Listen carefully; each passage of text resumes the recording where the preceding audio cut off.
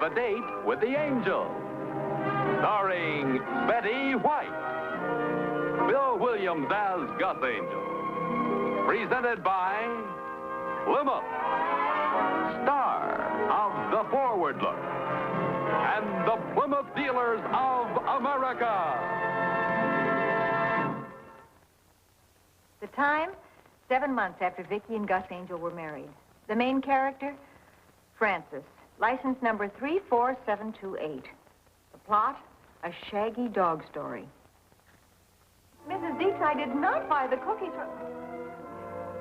You're not giving me a chance to explain. Honey, you don't owe that woman an explanation. When your little girl came to the door with the cookies, I didn't have any change. And when the Grayson girl got here, I did. It's as simple as... Spite had nothing to do with it. Mrs. Deeks, I will not allow my wife to get mixed up in a neighborhood feud about a bunch of silly cookies. You stay up at your end of the block, we'll stay down here, and we'll get along just fine. Well, I guess I told her, huh?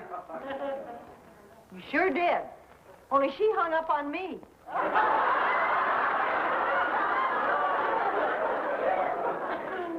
Oh, well, maybe it's just as well that way. Vicki, I think we should at least consider moving out of this neighborhood. Oh, honey, no. This is not a neighborhood.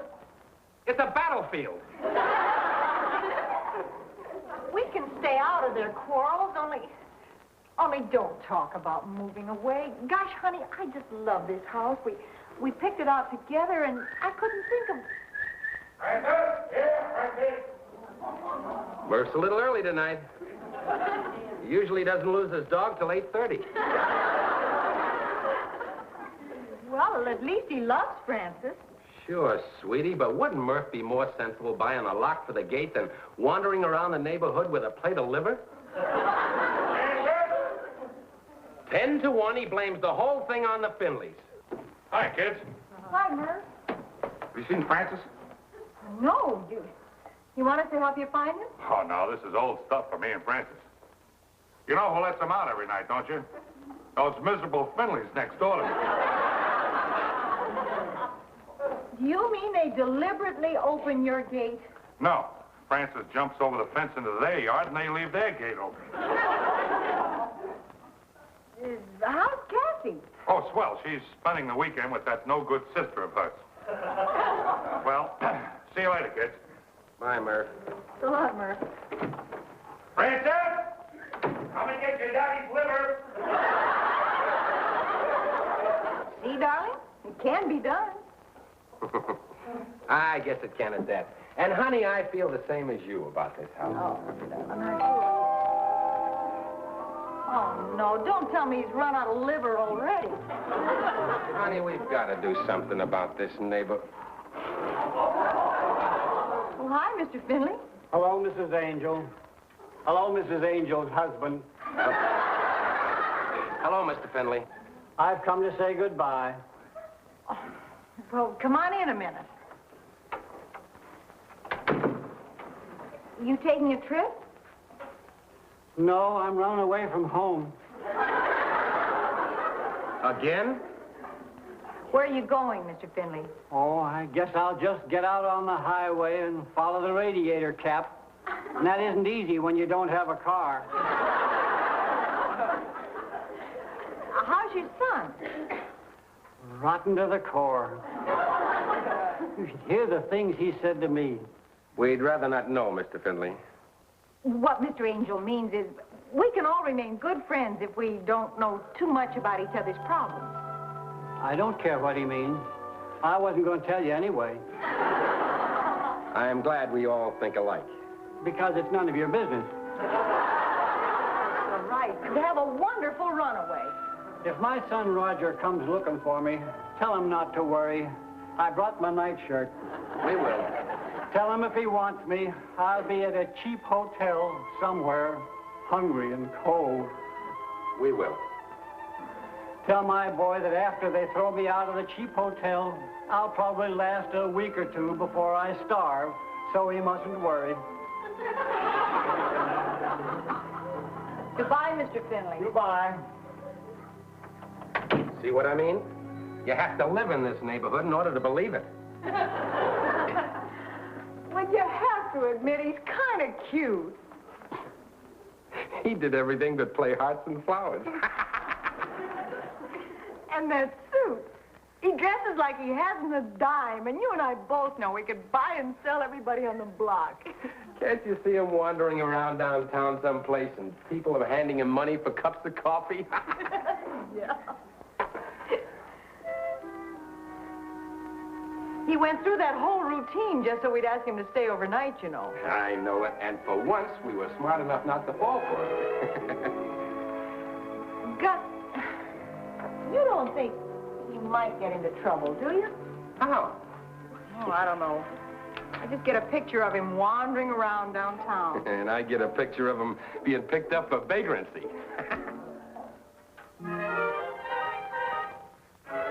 Hey, you're not serious, are you? Oh, of course not. Oh, it's just that other people don't understand him like we do, and I'd hate to see anything happen to him. So would I.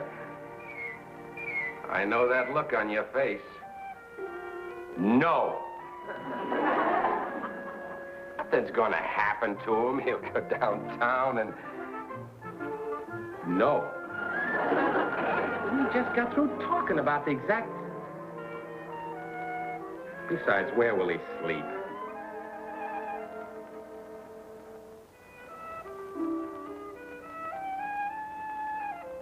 No, honey. Well, just for tonight, though. Call him before he gets too far away. Mr. Finley!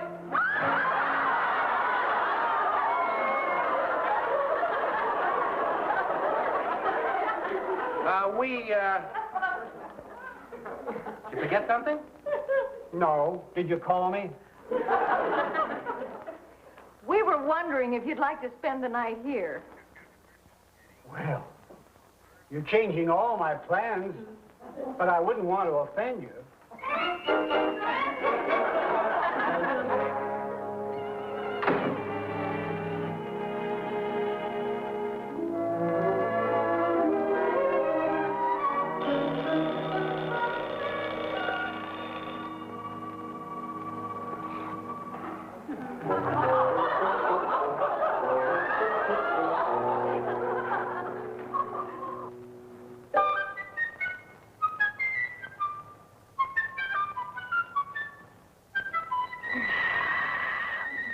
One, two, three.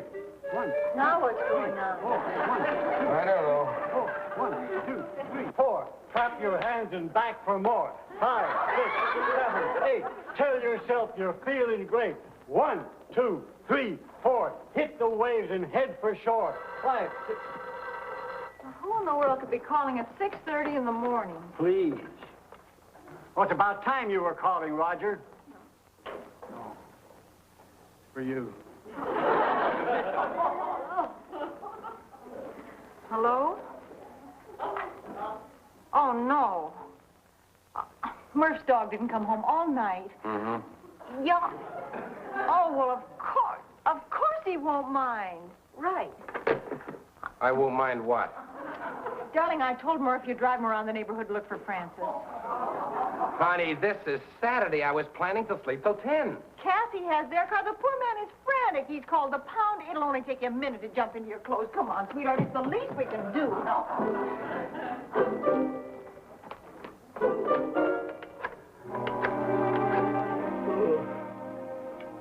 Now, Francis. Answer the phone, Father. I'm busy. Now, I have another set of 10 questions, Francis. Excuse me.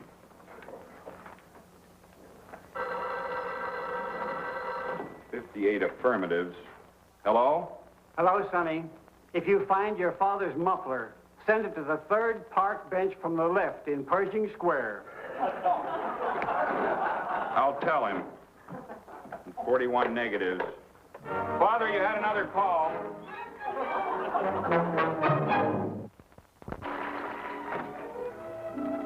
Oh, Mr. Finley. Has Mr. Angel come back yet? No. Well, I hope they have better luck finding Francis than I did.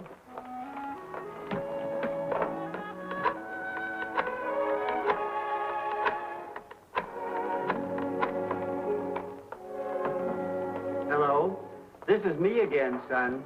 Your daddy broke his leg, but you mustn't worry. I'm setting the bone myself.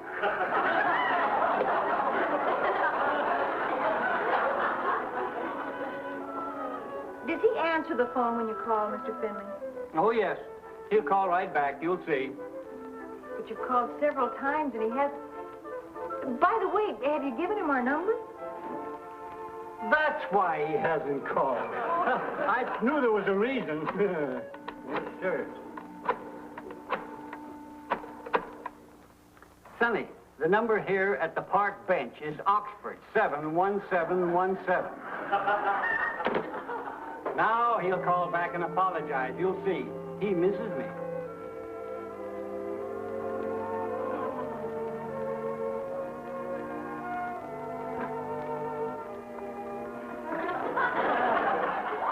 I thought maybe the party line was using it. Come on, Mr. Finley. I want you to go out on the patio and get some fresh air. I'll call you when your son calls.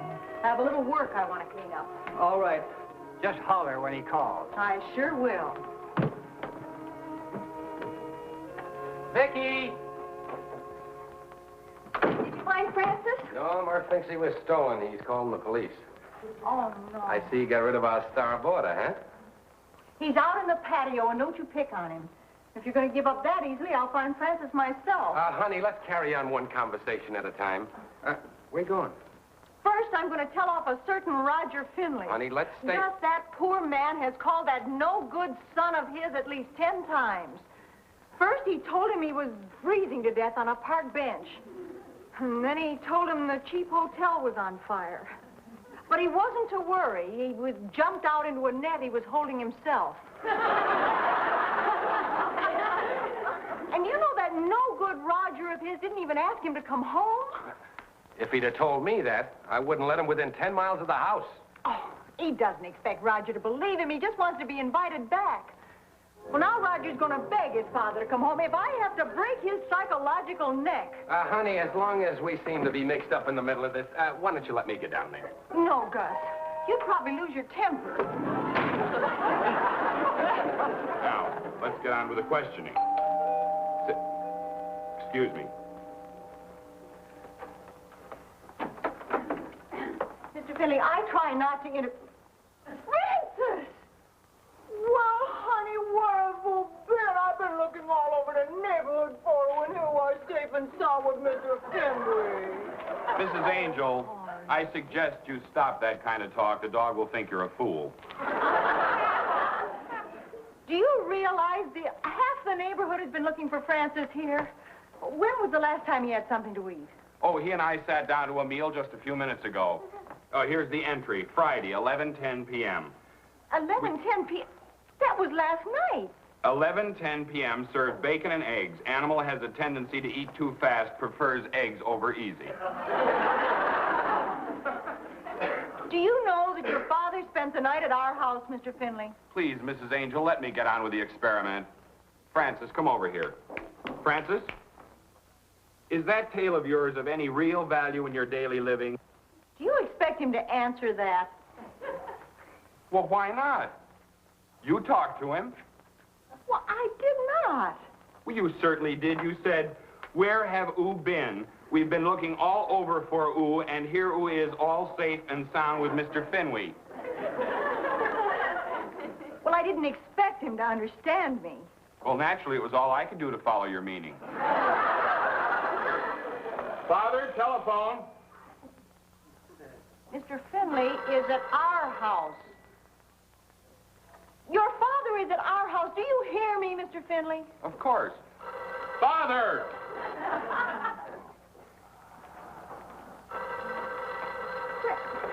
Hello. Hello, Sonny. Your father is on a freight train, but the number here is Oxford 71717. Thank you. May I use your phone? I'm glad you asked me that. I left some leftover questions in the kitchen.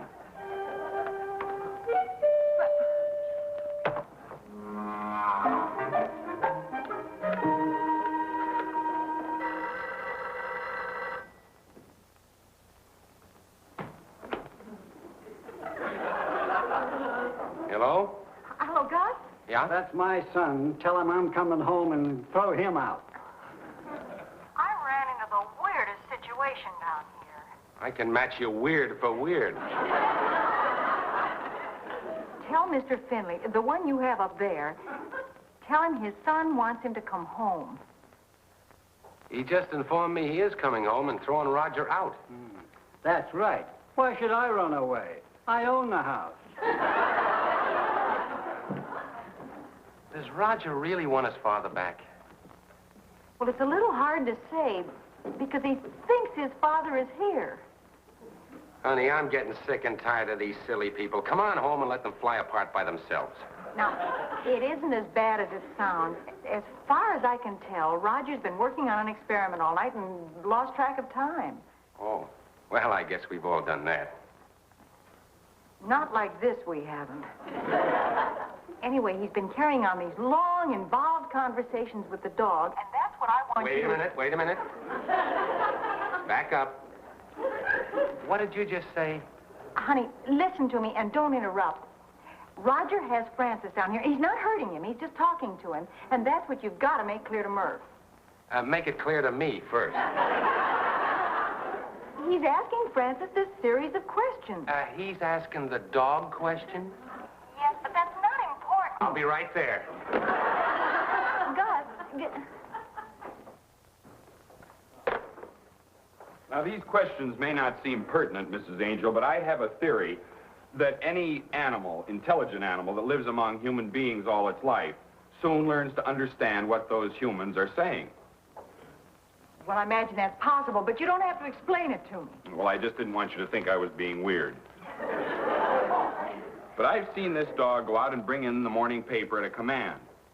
Not just paper, but go out and get the paper and bring it in. It's under the hedge. And he does it. And so when he wandered in this evening, I decided I'd do a little research. I've heard that animals react to a tone of voice. True, but how much tone can you put in the word hedge, Mrs. Angel? Now, I've noted 4 mannerisms that seem to indicate yes, and 3 which may suggest no. Really? Well, I'm not saying for certain that it's possible to communicate with this dog. I'm merely trying to find out. I guess there's no harm in trying. Mrs. Angel, since you seem to love the dog and the dog obviously likes you, why don't you ask him a question? No, thank you. Well, to quote you, there's no harm in trying. Question 212, Mrs. Angel. Just speak to him as though you were speaking to me. Francis. Oh, I can't. This is silly.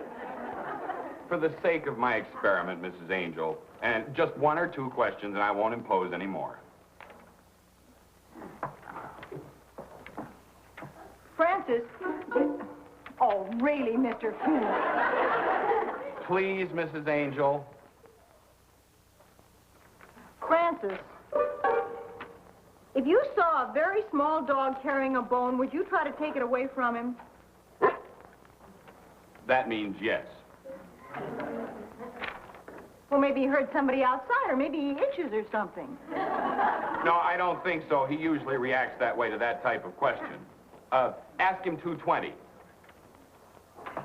Francis, if you saw a great big dog carrying a bone, would you try to take it away from him?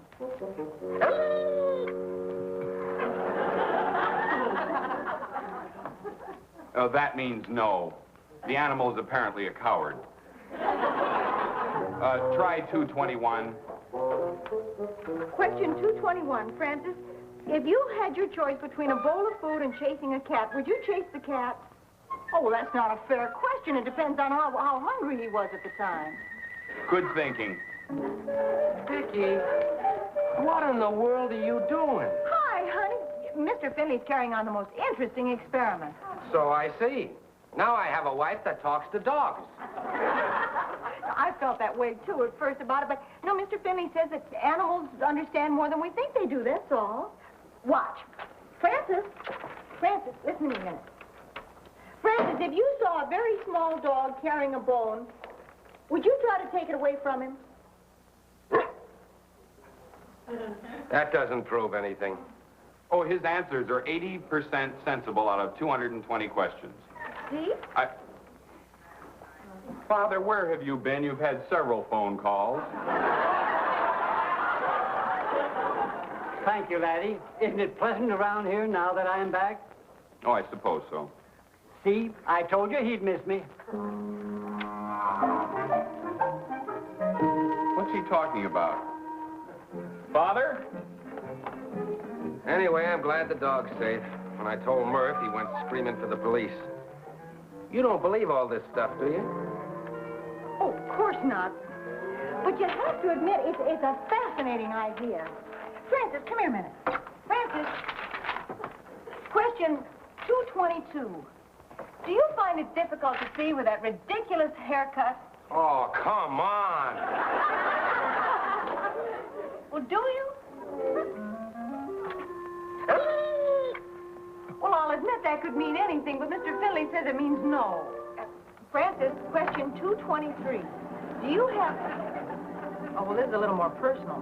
Come on, ask him. He won't mind. Francis, do you have one particular lady friend whom you prefer above... Well, hi, Murph. Here's Francis. Hi, Francis. That's my boy. Who are these people? Well, they're my neighbors, and they're all right. What are their names? And I don't think so. Lady, were you talking to this dog? Well, yes, but you don't know what happened. What about you? What's your excuse? Me? I was just standing here. Look, the next time, don't call the police. Call the little men in the white coats. Oh, that's right. Must have gotten a little excited. I don't want to press no charges against nobody. When you call the police, you're spending taxpayers' money. Don't forget that. I hope you know what you're doing. Sorry, Francis. It wasn't your fault, darling. No, it's going to be fine. Now, don't you worry. I have a lady dog at home. If this animal tells you in the next conversation you have with him that he's not going steady, let me know, will you?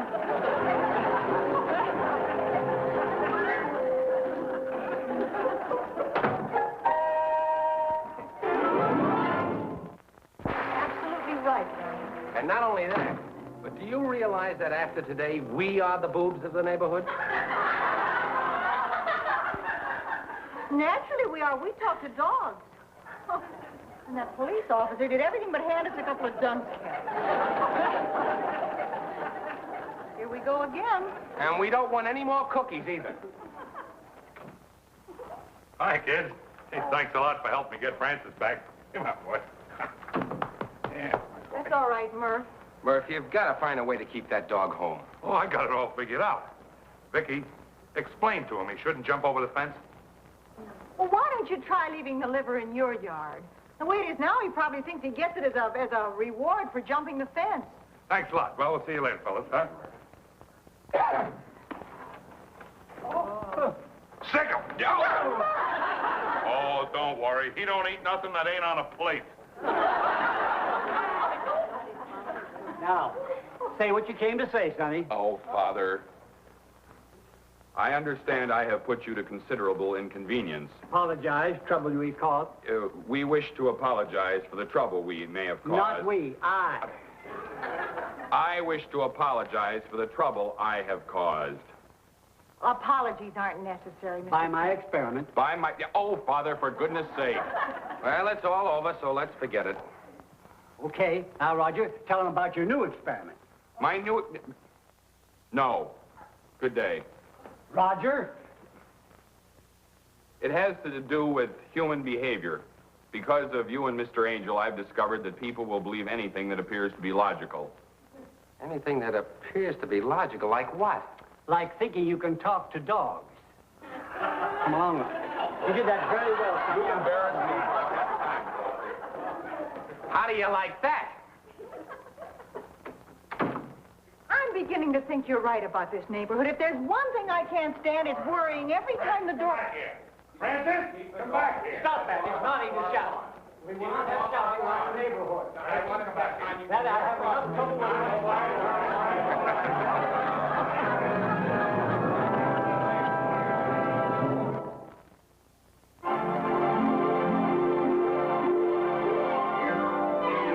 Got a date with an angel, gonna meet her at 7. Got a date with an angel, and I'm on my way to heaven.